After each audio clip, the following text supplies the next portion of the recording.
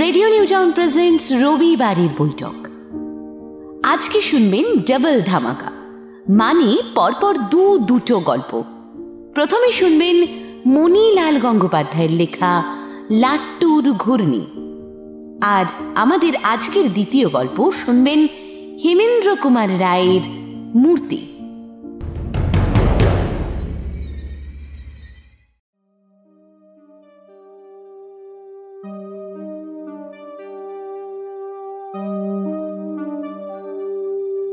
Radio new town presents রবিবারের বৈঠক। আমাদের আজকের নিবেদন মণিলাল গঙ্গোপাধ্যায়ের লাট্টুর ঘূর্ণি।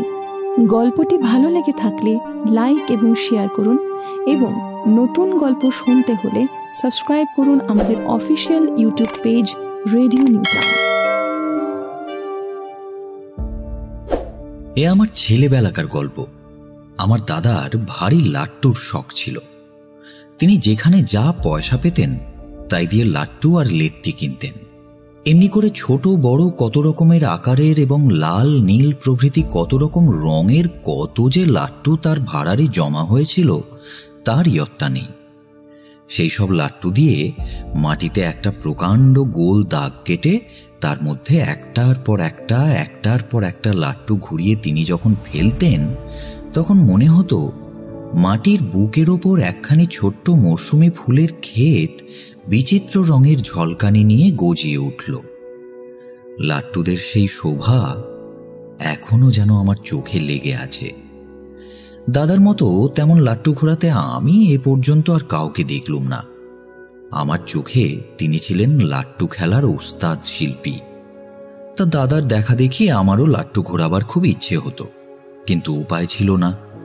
দাদা আমাকে লাট্টুর গায়ে হাত পর্যন্ত দিতে দিতেন না, পাছে লাট্টু খারাপ হয়ে যায়। লাট্টুকে তিনি যেন প্রাণের চেয়েও বেশি ভালোবাসতেন। তাদের কত আদর যত্ন ছিল। গায়ে একটু ময়লা লেগে থাকবার জো ছিল না। কোনো রকমে তাদের গায়ে একটু চোট লাগলে মনে হতো সে চোট বুঝি দাদার বুকেই লেগেছে। আমি বড্ড কাকুতি মিনতি করলে তিনি কখনো কখনো লাট্টুর গায়ে একটিবার আমাকে শুধু হাত বুলোতে দিতেন। লাট্টুর সেই স্পর্শটুকুতেই আমার কি যে আনন্দ হতো। কিন্তু তবু মন থেকে লাট্টু ঘোরাবার লোভ ছাড়তে পারতুম না। বাবা মা যে কেন আমায় একটা লাট্টু কিনে দেননি তা আমি এখনো ঠিক বলতে পারি না, এবং আমিও যে কেন লাট্টুর জন্য মায়ের কাছে কোনোদিন বায়না ধরিনি তাও আমার মনে পড়ে না।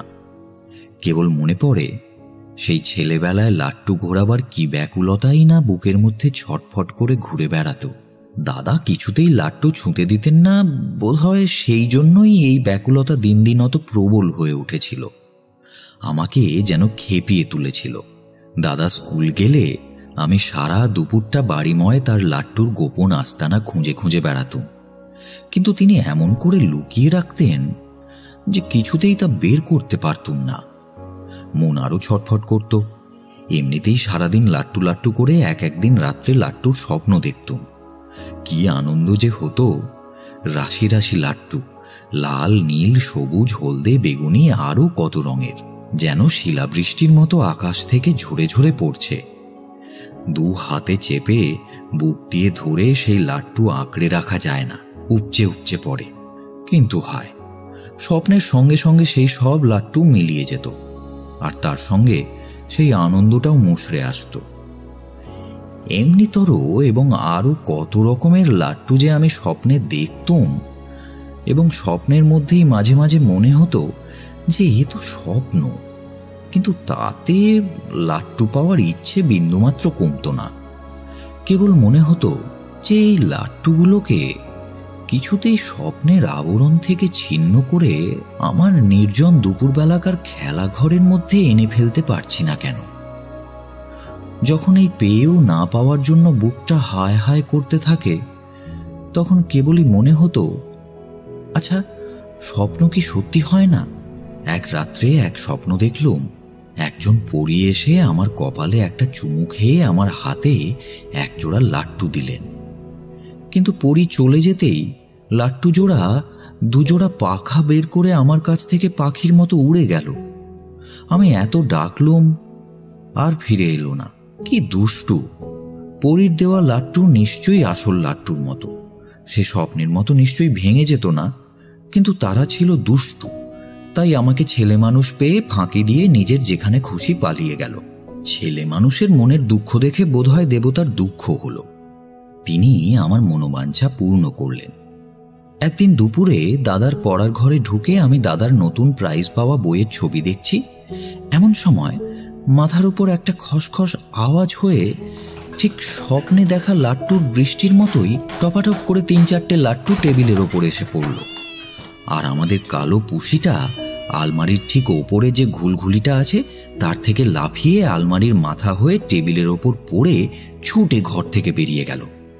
পুষিটা সোনার পুষি, তাকে সেদিন আমি কত আদর করলুম। মনে মনে প্রতিজ্ঞা করলুম আর তার লেজ ধরে টানব না, আমার পাত থেকে একটু করে মাছ তাকে রোজ দেব। যে লাট্টুর সন্ধান আমি এতদিন এত কষ্ট করেও পাইনি, এই পুষি সেই সন্ধান এক মুহূর্তে দিয়ে গেল। আমি টেবিলের ওপর দাদার বসবার টুলটা চাপিয়ে সেই ঘুলঘুলির নাগাল পেলুম না তো যেন হাতে স্বর্গ পেলুম। সেই অন্ধকার ঘুলঘুলির মধ্যেই দাদার লাট্টুর ভাণ্ডার। আরব্য উপন্যাসের 40 জন দস্যুর গল্পের গুহার মধ্যে লুকোনো গুপ্ত রত্ন ভাণ্ডারের মতোই যেন দাদার এই লাট্টুর ভাণ্ডার। থাকে থাকে সাজানো লাল নীল নানা রঙের লাট্টু হিরেমণি মাণিক্যের মতো জলজল করছে। তবে দাদার এই রত্ন গুহার এই সুবিধে ছিল যে 40 জন দস্যুর গুহার মতো এর দরজা দিনরাত বন্ধ থাকত না, এবং এর মধ্যে থেকে রত্ন লুটে নেবার জন্য দরজা খুলতে কোনো মন্ত্রেরও দরকার হতো না। তবে ধরা পড়লে দস্যু সর্দারের হাতে কাসিমের মতো দাদার হাতে আমার প্রাণটি যাওয়ারও ভয় 16 আনাই ছিল। সেদিন দুপুরবেলাটা আমার কি আনন্দেই যে কাটল কি বলবো। এতদিনকার মনের স্বাদ পূর্ণ হয়েছে। লাট্টুর জন্য দাদার কাছে যত বকুনি খেয়েছিলাম তার সমস্ত ব্যথা আজ যেন জুড়িয়ে গেল। আমি একটা লেত্তি নিয়ে ঠিক দাদার মতো করেই লাট্টুর গায়ে জড়িয়ে ঠিক তেমনি করে হাত ঘুরিয়ে মেঝের ওপর লাট্টু ফেলতে লাগলুম। বার কয়েক লাট্টু ঘুরল না, কিন্তু আমি তো দাদারই ভাই। 5-7 বারের পরই আমার হাতের গুণ বুঝে লাট্টু ঠিক ঘুরতে শুরু করলো। সে যতই ঘোরে আমি ততই মেতে উঠি, এবং তার গুঞ্জন ধ্বনি যতই কানে যেতে লাগলো ততই আমার মন আনন্দে লাফাতে লাগলো। হঠাৎ দেওয়াল ঘড়ি থেকে 3টের ঘা খেয়ে আমি চমকে উঠলুম। তাড়াতাড়ি লাট্টুগুলোর গা থেকে ধুলো ময়লা মুছে সেগুলোকে সেই ঘুলঘুলির মধ্যে আবার লুকিয়ে রাখলুম। দাদার পড়ার ঘর থেকে পিঠ টান দিলুম। এইবার তার স্কুল থেকে আসার সময় হয়ে গেছে, কিন্তু এরপর থেকে আমার আর লাট্টুর কোনো দুঃখ রইল না, এক ছুটির দিন ছাড়া। রোজ দুপুরে দাদার পড়ার ঘরে আমি মনের সাথে লাট্টু ঘুরতুম। কিন্তু দুঃখ হতো এই যে একলব্যের মতো এই নির্জন সাধনায় আমি লাট্টু ঘোরানোতে যে কত বড় ওস্তাদ হয়ে উঠেছি তা দাদাকে দেখাতে পারলুম না। আমার লাট্টু ঘোরানো দেখে দাদা যে কতখানি চমকে উঠবে তা আমি মনে মনে কল্পনা করেই আনন্দ পেতুম। কিন্তু চিরদিন তো আর সমান যায় না। গ্রীষ্মের ছুটি এসে পড়ল, দাদার স্কুলে যাওয়া বন্ধ, আমারও লাট্টু ঘোরানো বন্ধ। মনের মধ্যে আবার তেমনি ছটফটানি শুরু হলো। দাদার কাছে লাট্টু চেয়ে আবার তেমনি বকুনি খেতে লাগলুম। আবার তেমনি ঘুমের ঘোরে আবল তাবল লাট্টুর স্বপ্ন দেখতে আরম্ভ করলুম। যখন এমনি করে লাট্টুর শোকে মনের দুঃখে দিন কাটছে, তখন একদিন মামার বাড়ি থেকে বিয়ের নেমন্তন্ন এলো। ছোট মামার বিয়ে। সেদিন আমার পেটের অসুখ, মা কেবল দাদাকে নিয়েই সকালবেলায় নিমন্ত্রণে গেলেন, আর আমি ভুখাই চাকরের কাছে পড়ে রইলুম।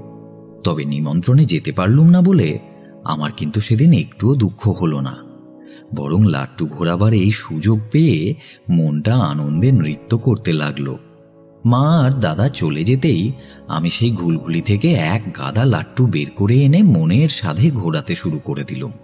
আজ আর ভয় নেই, সারাদিন তো নয়ই, রাত্রেও নয়। দাদা আজ বাড়ি ফিরবেন না, ফিরতে সেই কাল বিকেল। কি যে আনন্দ!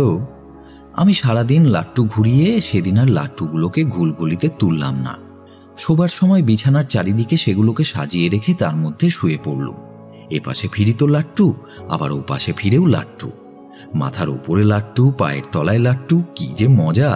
লাট্টুর কথা ভাবতে ভাবতে আমি কখন যে ঘুমিয়ে পড়েছি কে জানে। হঠাৎ ঘুমের ঘোরে একবার মনে হলো, চোরে যদি চুরি টুরি করে নিয়ে যায় তাহলে তো সর্বনাশ। আমি ধর্মর করে উঠে বসার চেষ্টা করলুম লাট্টুগুলোকে লুকিয়ে রাখার জন্য, কিন্তু পারলুম না কিছুতেই। গা একেবারে এলিয়েই রইল। তারপর আবার যে কখন ঘুমিয়ে পড়লুম জানি না। এরপর জেগে উঠে দেখি ঘরের মধ্যে যেন এক টুকরো চাঁদের কুচি এসে পড়েছে। ঠিক মোমে গড়া পুতুলের মতো একটা কচি ছেলে আমার বিছানা থেকে একটা লাল রঙের লাট্টু নিয়ে মেঝের ওপর বসে খেলা করছে। ঝাঁকড়া ঝাঁকড়া চুল, টানা টানা দুটো বড় বড় চোখ, ঠিক যেন আমার ছোট ভাইটি। আমার যে ভাই মারা গেছে তাকে আমি খুব ভালোবাসতুম। সে মারা যেতে আমি লুকিয়ে লুকিয়ে কত কেঁদেছিলুম। তারপর বুঝলুম ছেলেটি লাট্টু চুরি করতে এসেছে। কিন্তু সত্যি বলছি, তাকে চোর বলে ধরতে আমার একটুও ইচ্ছে ছিল না। অমন সুন্দর ছেলে কখনো চোর হয়? ও যে আমার ছোট ভাই। ও যদি লাট্টুগুলো আমার কাছে চায়, আমি তাহলে এখনই সব দিয়ে দিতে পারি। তার জন্য দাদা আমাকে মেরেই ফেলুন আর কেটেই ফেলুন। আমি বিছানা থেকে নেমে তার কাছে যেতেই সে তার সেই টানা টানা চোখ দুটো আমার পানে তুলে মিষ্টি মিষ্টি কথায় বললে, দাদা দাদা, আমায় একটা লাট্টু দেবে? আমিও ঠিক এমনি করেই দাদার কাছে কতবার লাট্টু চেয়েছি, আর তার বদলে পেয়েছি বকুনি। সে যে কি কষ্ট, সে কষ্ট আমার মনে এখনো গাঁথা আছে। সে হোককে, আমার এই নতুন পাওয়া ছোট ভাইটাকে আমি সে কষ্ট দিতে পারবো না। বললাম, হ্যাঁ নাও না ভাই, তোমার যে লাট্টুটা খুশি তুমি সেটাই নাও। হাসিতে তার মুখ ভরে উঠল। সে লাল লাট্টুটা হাতে নিয়ে বলল, আমায় এটা দিয়ে দিলে একেবারে? হ্যাঁ ভাই। জন্মের শোধ? হ্যাঁ, জন্মের শোধ। কি মজা, কি মজা বলে আনন্দে দুহাত তুলে সে লাফাতে লাগলো। তারপর বলল, দাদা তুমি লাট্টুটা ঘোরাও না, আমি দেখি। আমি মহা উৎসাহে একটার পর একটা লাট্টু নিয়ে বনবন করে ঘোরাতে শুরু করে দিলুম। নানা রঙের লাট্টু রাতের অন্ধকারের ওপর বিচিত্র রং ছড়িয়ে কালো রাত্রিটাকে যেন রঙিন করে তুলতে লাগলো। আর তাদের ঘূর্ণন গর্জন স্তব্ধ বাতাসের ফাঁকে ফাঁকে অপরূপ সুরের বাঁশি বাজিয়ে চলতে লাগলো। ছেলেটির সে কি আনন্দ! আমি ঘুরন্ত লাট্টু মাটি থেকে তুলে নিয়ে তার কাঁধে মাথায় বসিয়ে দিই, তবু তারা ঘোরে। দেখে সে অবাক হয়ে যায়। কখনো সেই লাট্টু নিজের আঙুলের নখের ছোট ঘেরটুকুর মধ্যে বসিয়ে রেখেই তাকে ঘোরাই। কখনো মাটিতে না ফেলে শূন্য থেকেই ঘুরন্ত লাট্টু হাতের ওপর তুলে নিই। আবার কখনো দু হাতে দুটো লাট্টু নিয়ে ঘুরিয়ে ফেলতে না ফেলতেই এই হাতের লাট্টু ও হাতে ধরে নিই, আর ও হাতেরটা এ হাতে। এরম করে কত কষ্ট তাকে দেখালাম, আর সে আনন্দে হাততালি দিয়ে উঠল। তার এই বাহবাতে আমি মেতে উঠতে লাগলুম। যত কিছু বিদ্যে দাদার দেখা দেখি আয়ত্ত করেছিলুম, একবার নয় 5-10 বার করে তাকে সব দেখাতে লাগলুম। তারও যেন দেখে স্বাদ মিটছিল না। যতই দেখে ততই তার আনন্দ, ততই তার বিস্ময়। লাট্টু ঘোরানো দেখিয়ে দাদাকে বিস্মিত করে দেব মনে মনে আকাঙ্ক্ষা ছিল, কিন্তু তা পারিনি। আজ এই নতুন পাওয়া ছোট ভাইটিকে বিস্মিত করে দিয়ে সেই ক্ষোভ আমার মিটল। ছেলেটি বলল, দাদা তুমি কি চমৎকার লাট্টু ঘোরাও, কি সাফ তোমার হাত। তুমি শেখো না, তুমিও এরকম পারবে। সে ছলছল চোখে তাকিয়ে বলল, আমায় কে শেখাবে? কেন আমি? সে উৎফুল্ল হয়ে উঠল। আমি তার বাঁ হাতে লাট্টু, ডান হাতে লেত্তি দিয়ে তার হাত ধরে তাকে লাট্টু ঘোরানো শেখাতে আরম্ভ করলুম। কি কোমল তার হাত দুখানি, কি বুদ্ধিদীপ্ত আর কি উজ্জ্বল তার চোখ। সে অল্পক্ষণেই আমার কাছ থেকে লাট্টু ঘোরানো শিখে নিল। তারপর সে ঘরময় ছুটে ছুটে ঘুরিয়ে ঘুরিয়ে বেড়াতে লাগলো। সে তো ছুটোছুটি নয়, যেন আনন্দের ছন্দভর, অপরূপ নৃত্য। আমি অবাক হয়ে দেখতে লাগলুম। দেখতে দেখতে ছেলেটা যেন লাট্টু খেলার ভেলকি শুরু করে দিলে। সে এমনি লাট্টু ঘোরাতে লাগলো। কখনো 5-7টা লাট্টু মিলে যেন একটা ফুলের তারার মতো গড়ে উঠল, আবার কখনো যেন বিভিন্ন রঙে গাঁথা একগাছি ফুলের মালা হয়ে গেল। কখনো তারা এঁকে বেঁকে নদীর স্রোতের মতো বয়ে গেল, আবার কখনো বা তার মন্তরে যেন গেয়ে উঠল, বা কখনো হেলে দুলে নানা ভঙ্গিতে নৃত্য করতে লাগলো। আরও কত কি যে হলো সে আমি বলতে পারি না। আমি নির্বাক হয়ে সেই অদ্ভুত কাণ্ড দেখতে লাগলুম। এ কি জাদুকর নাকি মায়াবী? চোখের সামনে নানা আকারে নানা ভঙ্গিতে ক্রমাগত লাট্টু ঘোরানো দেখতে দেখতে আমার মাথার ভেতরে যেন একটা ঘূর্ণি জেগে উঠল। মনে হতে লাগলো যেন রাতটা ঘুরছে, রাতের অন্ধকারটাও ঘুরছে, আকাশ ঘুরছে, তারা নক্ষত্র সবই ঘুরছে সেই লাট্টুর সঙ্গে সঙ্গে, তারই তালে তালে। সে কি ঘূর্ণি! মাথা ঠিক রাখা যায় না, পা ঠিক রাখা যায় না। মনে হলো আমি যেন ঘুরতে ঘুরতে ঠিকরে বিছানার ওপর গিয়ে পড়লুম। পরদিন দাদা নিমন্ত্রণ থেকে ফিরে বাড়িতে এক কুরুক্ষেত্র কাণ্ড বাঁধিয়ে বসলেন। তার একটা লাল লাট্টু খোয়া গেছে, কে নিয়েছে তাই নিয়ে মহা হইচই। আমি চুপ। আমি যে সেই লাট্টু গত রাত্রে আমার সেই ছোট ভাইটাকে দিয়েছি সে কথা সাহস করে দাদাকে বলতে পারলুম না। কিন্তু ধরা পড়ে গেলুম। কুঞ্জদাসী দাদাকে বলে দিলে, কাল তোমার ভাইকে লাট্টু নিয়ে খেলতে দেখলুম যে। দাদা আর কথাটি নয়, একেবারে ধাঁ করে এসে সজোরে একটা চড় আমার গালে কষিয়ে দিলেন। আমি সেই চড় খেয়ে ঘুরে পড়লুম। জ্ঞান হলো কতক্ষণ পরে জানি না। জেগে দেখি মায়ের কোলে শুয়ে আছি, কপালে জলপটি বাঁধা। দাদা যে কোথায় তা দেখতে পেলুম না। সন্ধ্যের দিকে সমস্ত শরীর আচ্ছন্ন করে আমার জ্বর এলো। মা আমার মাথায় হাত বুলোতে বুলোতে বলতে লাগলেন, বাবা তুমি ভালো হয়ে যাও, আমি তোমায় অনেক লাট্টু কিনে দেব। মায়ের এই কথাগুলো আমার বেশ লাগছিল, কিন্তু জ্বরের আচ্ছন্নতায় তার কোনো কথারই উত্তর দিতে পারছিলুম না। মা আমায় লাট্টু দেবেন, অনেক লাট্টু, রাশি রাশি লাট্টু। ভাবতে ভাবতেই আমি ঘুমিয়ে পড়লুম। কতক্ষণ ঘুমিয়েছিলুম আমি জানি না। ঘুম ভেঙে দেখি আমার সেই কালকের ছোট ভাইটি ঘরে এসেছে, কিন্তু আজ তার মুখখানা মলিন, কান্নার ভারে চোখ দুটো যেন ভরে আছে। আমি বলতে গেলুম, তোমার কি হয়েছে ভাই? কিন্তু কথা কইতে পারলুম না। সর্বাঙ্গ জ্বরে এমনি ঝিমিয়েছিল যে কি বলবো। সে আস্তে আস্তে এসে আমার শিয়রের কাছে দাঁড়ালো। মা পাশে শুয়েছিলেন। তাকে ইশারা করে ডেকে বললুম, দেখো মা, কে এসেছে। কিন্তু তিনি যেমন ঘুমিয়েছিলেন তেমনিই ঘুমিয়ে রইলেন। আমার তো গলার আওয়াজ বের হয়নি, কেমন করে তার ঘুম ভাঙবে? ছেলেটা তার সেই ননির মতো নরম হাত দিয়ে অতি আস্তে আমার সেই গালটি বুলিয়ে বুলিয়ে দেখতে লাগলো, যে গালে দাদা সজোরে চড় মেরেছিলেন। হাত বুলোতে বুলোতে তার চোখ দিয়ে টস টস করে জল পড়তে লাগলো। সে গুনগুন করে বলতে লাগলো, এমনি করে মেরেছে? আহা, আমার জন্য তোমায় মারলে, না জানি তোমার কত লেগেছে। কি মিষ্টি তার স্পর্শ, কি মিষ্টি তার গলার স্বর। আমার ভারী ভালো লাগছিল তার সেই হাত বুলোনো, তার সেই কথা শুনতে। কত কথা তাকে বলবার ইচ্ছে হচ্ছিল, কিন্তু কিছুই বলতে পারলুম না। টুপ করে আবার এক ফোঁটা চোখের জল আমার গায়ে পড়ল। আমি বললুম, কাঁদো কেন ভাই? সে শুনতে পেলে না, মনে করলে আমি বুঝি ঘুমিয়ে আছি। কিন্তু আমি যে জেগে সে কথা তাকে বোঝাতে পারলাম না। শুধু এটুকু বুঝলুম যে ছোট ভাই না হলে দাদাকে এমন ভালোবাসে কে। সে আমার মাথায় হাত বোলাতে লাগলো। আমি আবার ঘুমিয়ে পড়লুম। পরদিন সকালে আমার জ্বর ছেড়ে গেল। তুথাই চাকর বিছানা রৌদ্রে দিতে গেলে দাদার সেই হারানো লাল লাট্টুখানা বেরিয়ে পড়ল। সে বলল, আরে আগের দিন তুমি যখন লাট্টু নিয়ে ঘুমিয়েছিলে তখন কিরকম করে একটা লাট্টু গড়িয়ে খাটের গদির পাশ দিয়ে ঢুকে গেছিল। সকলে বললে, তাই হবে, তাই হবে। কিন্তু আমার মন বলল, আমার সেই ছোট ভাইটি পাছে দাদা আমায় আবার মারে সেই দুঃখে এই লাল লাট্টুটা ফিরিয়ে দিয়ে গেছে। কিন্তু কেন সে ফিরিয়ে দিলে? দাদা না হয় মেরেছে, কিন্তু আমি তো তার কাছে কোনো দুঃখ প্রকাশ করিনি। আমার সেই ছোট ভাইটির ওপর তো কোনো অভিমান করিনি। তবে কেন সে লাট্টুটা ফিরিয়ে দিয়ে গেল? সে কি জানে না কত আদর করে এই লাট্টুটা আমি তাকে দিয়েছিলুম? সে ফিরিয়ে দিতে আমার যে কত দুঃখ হয়েছে।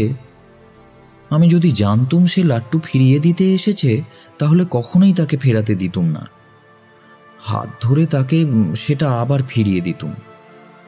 জ্বর সারবার পর মা আমায় অনেক রকমের অনেক লাট্টু এনে দিয়েছিলেন। সেই সব লাট্টু আমি খুব যত্নের সঙ্গে তুলে রেখেছিলুম। যেদিন আবার আমার সেই ছোট ভাইটি আসবে তাকে সবগুলো দিয়ে দেব। কিন্তু সে তো আর একদিনও এলো না, কেন? এতক্ষণ আপনি শুনছিলেন মণিলাল গঙ্গোপাধ্যায়ের লাট্টুর ঘূর্ণি। মায়ের চরিত্রে মধুরা, কুঞ্জ দাসীর চরিত্রে অপরাজিতা এবং অন্যান্য চরিত্রে সায়ন। রেডিও রূপান্তর শুভজিৎ, পোস্টার অ্যান্ড পাবলিসিটি ডিজাইনে divine comedy, editing and sound ডিজাইনে শুভায়ন এবং পরিচালনায় সায়ন। ক্রমে ওয়াংফুর গা যেন ছমছম করতে লাগলো। তার মনে হলো ঘরের ওদিককার অন্ধকার যেন কি একটা ভীষণ আকার ধারণ করবার চেষ্টা করছে। অন্ধকার যেন পাক খাচ্ছে, ধরফর করে নড়ছে। হঠাৎ ওয়াংফুর আবার মনে হলো পর্দার পিছনে কাঠের কি একটা মরমর করে ভেঙে গেল। তারপরে পর্দাখানে একটু দুলে উঠল। তারপরেই আবার সব নিঃসার। শুরু হচ্ছে রবিবারের বৈঠক। আজকের নিবেদন হেমেন্দ্র কুমার রায়ের মূর্তি। হেমেন্দ্র কুমার রায় কিশোরদের জন্য রহস্য রোমাঞ্চ ও গোয়েন্দা গল্প লেখার জন্যই মূলত বিখ্যাত। তার গল্প উপন্যাস নিয়ে সিনেমাও হয়েছে। 1903 সালে বসুধা পত্রিকায় তার প্রথম গল্প আমার কাহিনী প্রকাশিত হয়। ছোটদের জন্য 80টিরও বেশি বই তিনি লিখেছেন। আজ আমরা শুনব হেমেন্দ্র কুমার রায়ের লেখা ছোট গল্প মূর্তি। এই গল্পে বিভিন্ন ভৌতিক আবহ ও অলৌকিক ঘটনার উল্লেখ আছে। রেডিও নিউটাউন কোনো প্রকার কুসংস্কার ও অলৌকিকতা বিশ্বাস করে না। কেবলমাত্র বিনোদনের কথা মাথায় রেখেই এই গল্পটি শোনানো হচ্ছে। শুরু হচ্ছে মূর্তি।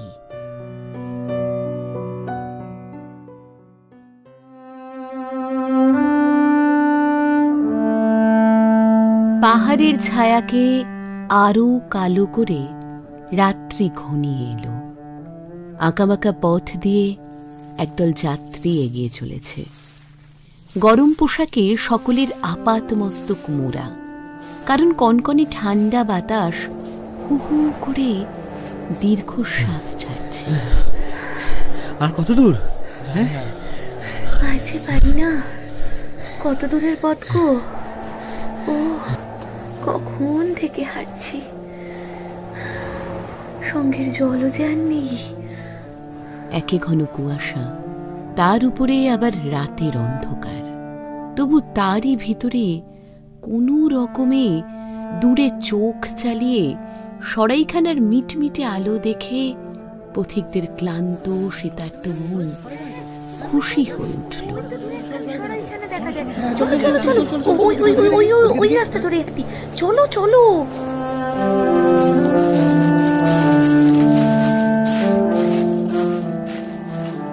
খানিক পরেই সকলের সরাইখানার দরজার সামনে এসে হাজির হলো। দাদা কেউ আছেন? দাদা কেউ আছেন? দাদা তো দরজাটা খুলুন।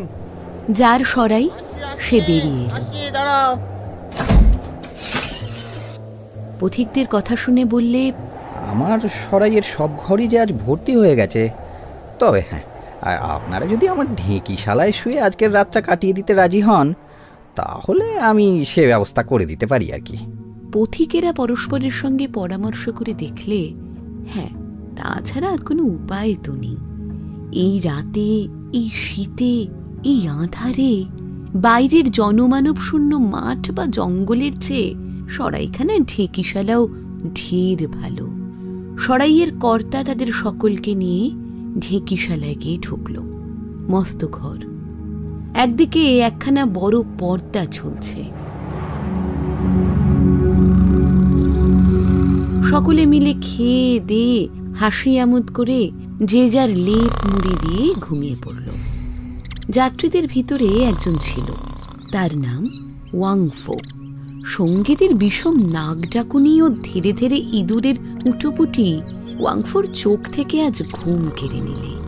নাচার হয়ে শেষটা সে উঠে বসল। লণ্ঠন জেলে একখানা বই বার করে পড়াশোনায় আজকের রাতটা সে কাটিয়ে দেবে এমনই মনস্থির করলে।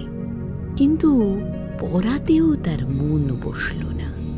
নিশুত রাত, বাইরের গাছপালার ভিতর বাতাসও যেন নিবিড় অন্ধকারে ভয় পেয়ে স্তব্ধ ও স্তম্ভিত হয়ে আছে। অত বড় ঘরে ওয়াংফোর ছোট্ট লণ্ঠনটা টিমটিম করে চলছে।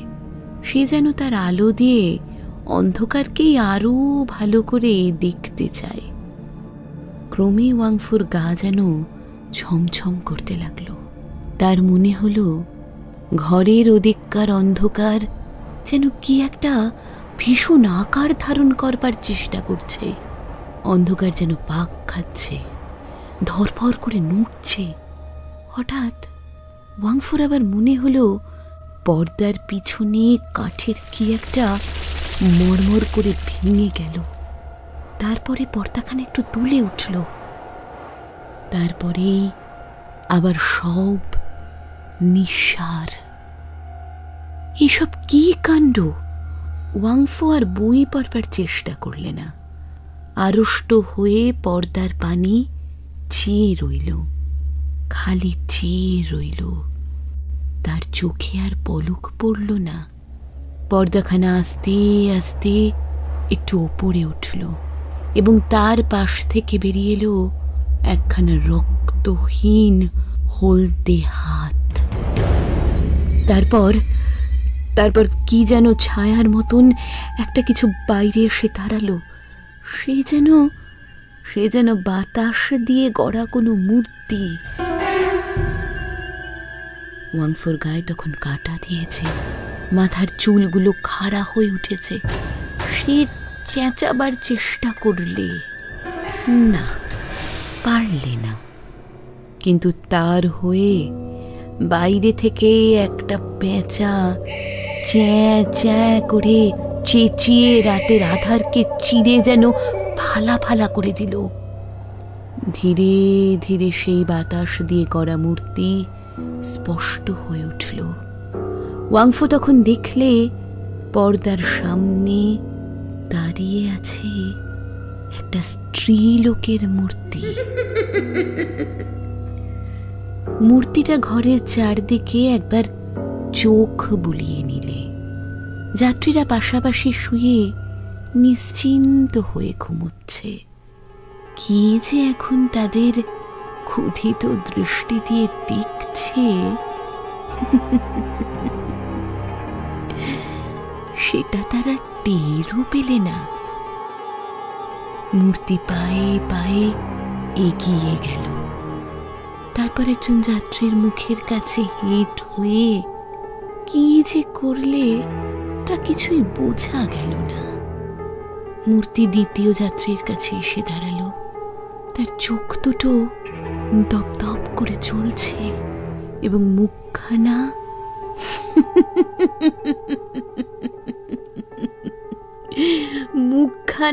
এক ভয়ানক হাসিতে ভরা। মূর্তি আবার হেঁট হয়ে পড়ল এবং দ্বিতীয় যাত্রীর টুঁটি কামড়ে ধরল। ওয়াংফো আর পারলে না, বিকট চিৎকার করে উঠে দাঁড়ালো এবং তীর বেগে ঘরের দরজা খুলে বাইরে বেরিয়ে গেল। পথ দিয়ে ওয়াংফো চিৎকারের পর চিৎকার করতে করতে ছুটতে লাগলো। তার সেই কান ফাটানো চেঁচানির চোটে গায়ের ঘরে ঘরে সকলকার ঘুম ভেঙে গেল। কিন্তু এই রাতে বাইরে এসে কেউ যে তাকে সাহায্য করবে, গায়ের ভিতরে এমন সাহসী লোক কেউ ছিল না। ছুটতে ছুটতে এবং চেঁচাতে চেঁচাতে ওয়াংফো একেবারে গায়ের শেষে গিয়ে পড়ল। তারপরেই মাঠ আর জঙ্গল। দাঁড়িয়ে হাঁপাতে হাঁপাতে সে একবার পিছন ফিরে চাইলে দূরের গাঢ় অন্ধকার ফুঁড়ে দুটো জলজলে আগুনের ভাটা বেগে এগিয়ে আসছে।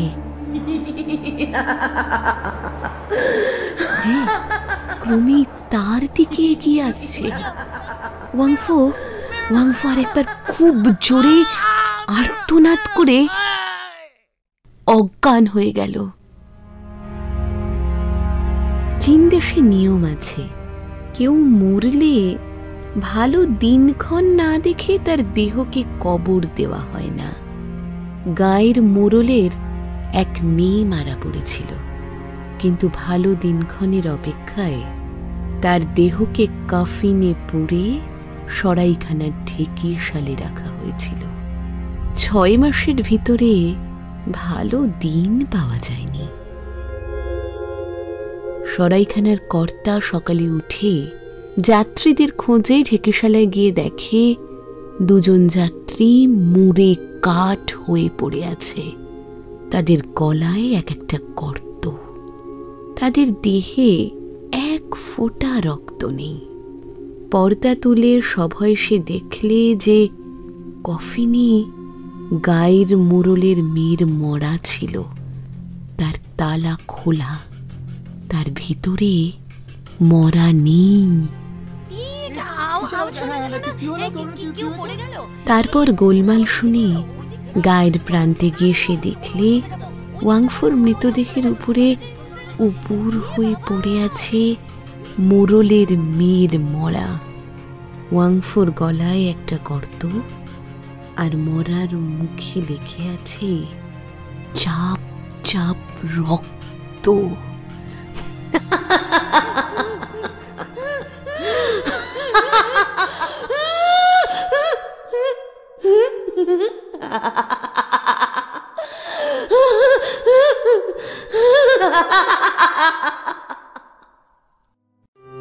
এতক্ষণ শুনলেন রবিবারের বৈঠকে হেমেন্দ্র কুমার রায়ের লেখা গল্প মূর্তি।